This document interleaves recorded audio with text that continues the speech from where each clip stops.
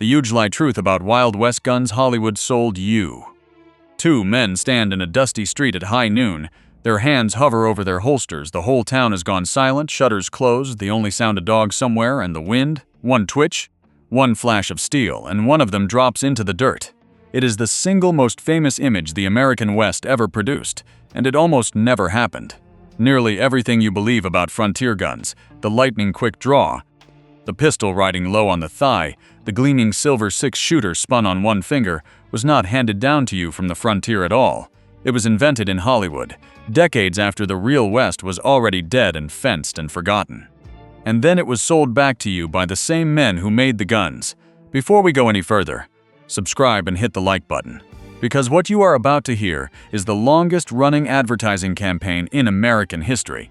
Let me put the whole thing on the table right at the start, plainly, so you know where this is going. Almost everything you know about Wild West guns is a marketing invention. The quick-draw duel at noon, the famous Colt riding on the hip, the holster slung down low and tied off against the leg. None of it matches the frontier that actually existed. And the men who painted that picture for you, the men who made you want it, were the gun makers themselves.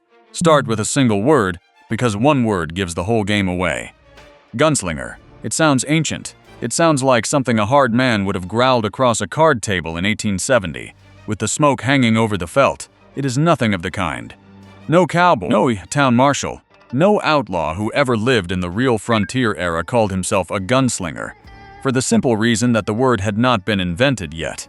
It surfaces in the 1920s, in the language of the early Western movie, long after the open range had been wired off and the cattle towns had quieted into farm country. The men who actually carried a gun for a living were called something plainer and colder, a shootist, a pistolier, or just a bad man, said flat, the way you would name a dangerous animal you did not want to turn your back on. The romantic word came later, written by people who had never once smelled burnt black powder. Now take the duel itself, that face-off in the street. Hold the image of it in your head. Two men pacing toward each other, waiting for the other to draw first. Across the entire span of the frontier, decades of it, across a country bigger than most of Europe, the thing the movies put in every single film has barely a couple of confirmed cases to its name. Not a couple a year, a couple total, that historians will actually stand behind. The most famous real one runs against everything you would expect. On a summer afternoon in 1865, in the town square of Springfield, Missouri, a man named James Butler Hickok, the one the dime novels would later turn into Wild Bill, faced another man named Davis Tutt over a gambling debt and a pocket watch. And here is the part the movies cannot use. They did not stand 10 feet apart. They stood something close to 75 yards apart, the better part of a football field. Hickok steadied his pistol across his other arm to brace it, took his time, and fired one careful shot through Tutt's chest. There was nothing quick about it. There was nothing fair about it, in the sporting sense the films imagine. It was a man being patient and accurate from a long way off. That is the real thing the legend was built on top of. And even that one was rare enough that people are still writing about it more than a century and a half later. And the holster, the famous low slung rig, dropped down the thigh, tied off at the bottom so a man could clear leather in a heartbeat. Look closely the next time you watch an old Western. That rig is a costume. It is a 1920s movie prop, designed to look fast and dangerous to a camera. A working man in the real West wore his pistol high on the hip, often tucked into a waistband or shoved in a coat pocket, sometimes carried in a saddlebag and not on the body at all, because a heavy revolver flopping against your leg all day on horseback is misery, and a low tied-down rig is good for exactly one thing, looking the part. The frontier had very little use for looking the part, so sit with that. If the word was invented later, and the duel barely happened, and the holster is a film prop, then the weapons that real working men actually carried, and the reasons they carried them, must have been something very different, and a great deal less glamorous. Here is where it gets strange. Picture the gun you are imagining right now when you think Old West. Long blue barrel, that single curl of a trigger guard, the Colt, the Peacemaker, the company called it, the model of 1873. It is on every poster and every belt in every film. And it was, for the average working man on the frontier, an expensive and somewhat unusual thing to own. When the Colt came out, it cost in the neighborhood of $17. Hold that number, because we are going to come back and break it apart. For most of the men you picture wearing one, $17 was a real chunk of a life. The Colt was heavy. It was finely made, and out on a ranch or in a hard town, it functioned at least as much as a status object as a tool. The way a good watch or a fine pair of boots did, plenty of men wanted one. Far fewer actually had one riding on the hip. What the ordinary man was far more likely to own was something you have never heard of and never seen in a movie, because it photographs like nothing at all. A cheap revolver, the plain, blunt, mass-produced kind, turned out by companies like Harrington and Richardson and a dozen others, the guns that gun collectors today sometimes call by an unkind nickname, the Suicide Special, because they were small and cheap and not always trustworthy. These things sold for a few dollars instead of 17 or 20. And by most accounts, the cheap revolvers vastly outnumbered the famous Colts on the frontier, on the order of something like 10 to 1 in working hands. The records here are not a clean ledger, so take the exact ratio as an estimate rather than gospel. But the direction of it is not in doubt. For every gleaming Peacemaker, there were many more ugly little guns nobody would ever put on a poster. And here is the thing that breaks the picture completely. For a great many men on the frontier, the most important gun in their life was not a pistol at all. It was a long gun, a shotgun by the door, a rifle in the saddle scabbard. Because out where the real danger was, a rattlesnake near the herd, a wolf at the stock, a man at a distance, meat that you actually needed to eat, the pistol was close to useless and everyone knew it. A revolver in untrained hands at any range past a few steps is wildly inaccurate. A shotgun does not miss the way a pistol misses. A rifle reaches out to where the trouble actually is. The working cowboy, the rancher, the homesteader, the lawman who expected real trouble, all of them leaned on the long gun, because a long gun hit what it was pointed at. When the famous men did kill, they often did it with a shotgun at close range, not a fast draw at noon. The unglamorous truth is that the most dangerous weapon on the frontier was usually the one the camera ignores. So why did almost nobody on the real frontier spend their days practicing the lightning-fast draw from the hip? The answer is not romance, and it is not honor. The answer is money. And once you understand the money, the entire gunfighter fantasy falls apart in your hands. Let me give you the wage first, because everything hangs off of it. A working cowboy on a cattle drive earned somewhere around $1 a day. Call it $25 to $40 in a month, and that came with strings, food, and a bunk, long stretches of no pay between seasons, and work that could kill you for free. $1 a day. Now lay the gun back down next to it. That Colt at $17 was over 2 weeks of solid labor, hand over fist, eating nothing but dust, just to buy the pistol before a single bullet went through it. And the bullets are where the fantasy truly dies. To get fast and accurate with a handgun, you do not buy one box of cartridges. You burn through thousands of rounds, over and over, until the motion lives in your hands without thought. That is what the movie Gunfighters supposedly did every evening behind the saloon. So price it out the way a real man would have had to. The records suggest that working your way through something like 1,000 rounds of ammunition could run you the better part of 2 weeks of wages all over again. Think about what that actually means for a man making $1 a day. To practice the way the legend demands, he would have had to set fire to a month of his income, money he needed for boots, for a coat against the winter, for the family he was likely trying to keep alive somewhere. Nobody did that, nobody could afford to do that. The fast draw artist, blazing through ammunition every night for the love of the craft, is not a frontiersman. He is a fantasy that only makes sense to somebody who never had to count the cost of a bullet.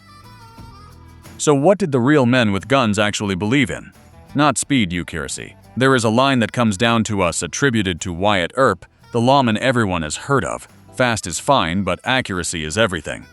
We should be honest that the line reaches us secondhand, through a biography written years after Earp was dead, and that book romanticized a great deal, so historians treat the exact wording with some caution.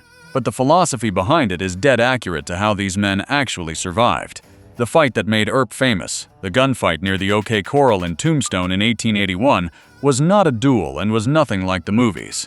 It was a confused, ugly, close-range mess. The men were standing only a handful of feet apart, close enough to touch in places, and the whole thing was over in roughly 30 seconds. No pacing, no waiting for the other man to draw. Just a sudden, brutal, point-blank scramble that left 3 men dead and several wounded, and an argument about who started it that has never fully ended. That is the real frontier gunman. Not a duelist with a code, a careful, practical, often frightened realist who understood one thing above all else. The man who survived was very often the man who did not fight fair. He took cover. He fired first when he could. He waited in the dark. He used a shotgun at close range, or a rifle from far off. And he picked his moment, instead of squaring up like a knight. The honorable face-off at noon was, more than anything, a way to get yourself killed for an audience that was not there. Survival was quiet, ugly, and unromantic, and the men who lived to be old knew it. So if the real frontier ran on cheap revolvers and shotguns, on $1 a day, on patience and ambush and the long gun in the scabbard, then where on earth did the shining Colt and the noon duel and the gunslinger come from? They came from a sales pitch. Follow the money, and you find the men who built the legend on purpose. It begins with a man named Samuel Colt, and it begins decades before the Wild West most people picture. Colt was not really, in the end, a gun designer first. He was one of the great salesmen of the 19th century, a man who understood that you do not sell a product, you sell a story about who the customer becomes when he owns it. In the 1850s, when big military contracts dried up and Colt needed civilians to buy his revolvers, he sold them an idea, the idea of the self-reliant armed frontiersman, the man who needs no one, who carries his own law on his hip out in the wild country. He commissioned engravings and scenes for his guns. He courted writers. He pushed the image hard, and it worked. Colt himself died in 1862, more than a decade before the famous Peacemaker ever existed. But the company he built carried his playbook forward, and that idea he planted, that a revolver makes you a certain kind of man, never stopped growing. Then the storytellers got hold of it. The dime novels, those cheap, lurid little paperbacks sold by the millions back east, took the rough and unpleasant reality of frontier violence and turned it into adventure with square-jawed heroes and clean, fast draws and villains who always lost. The men who wrote them had often never gone west of the Mississippi. They were writing fantasy for clerks and factory workers in crowded cities who wanted to dream about open space and easy courage. And the real men got swept up into it. James Butler Hickok, that patient, careful shooter from the Springfield Square, was rewritten into Wild Bill, a figure half real and half invention, until even he could not always tell the line. And then it became a literal stage show. A former scout and buffalo hunter named William F. Cody, who you know as Buffalo Bill, opened a traveling spectacle in the 1880s called Buffalo Bill's Wild West, and it was a phenomenon on a scale that is hard to grasp now. It toured the country and crossed the ocean and played before kings and queens, and it sold tens of millions of people their first and only picture of the frontier: trick shooting, staged battles, sharpshooters hitting targets in ways that thrilled a crowd but had nothing to do with how a cowboy actually used a gun. The Wild West, as a piece of entertainment, was already being performed for paying audiences, while pieces of the real frontier were arguably still going on. The myth and the reality were alive at the same moment, and the myth was already winning. The final brick gets laid long after the frontier itself is gone. By the early 20th century, the open range is finished. The cattle towns are quiet. The men are old or dead.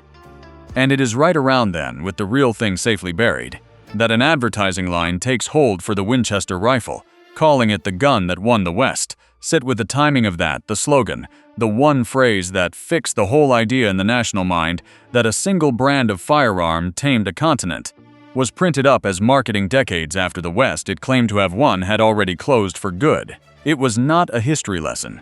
It was a tagline. The exact origins of the phrase are a little murky, and people still argue about them. But its job was never in doubt. Its job was to sell rifles by selling you the romance. And that is the trick, laid all the way bare. From Samuel Colt in the 1850s to the dime novelists to Buffalo Bill's traveling show to that Winchester slogan, you have an unbroken chain, the better part of a century long, of men who made money by selling you the feeling of the frontier instead of the fact of it. They sold the armed loner, they sold the fast draw. They sold the shining six-shooter and the man it supposedly made you. It is the longest-running advertising campaign in American history, and it worked so completely that you walked into this video already believing every word of it. So let me reassemble the real West.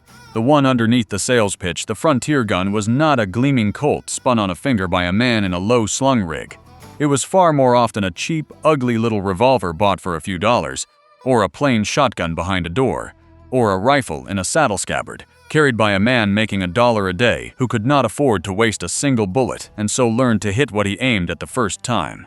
There was almost no quick draw culture. because nobody could afford the ammunition to build one. There was barely a duel to speak of.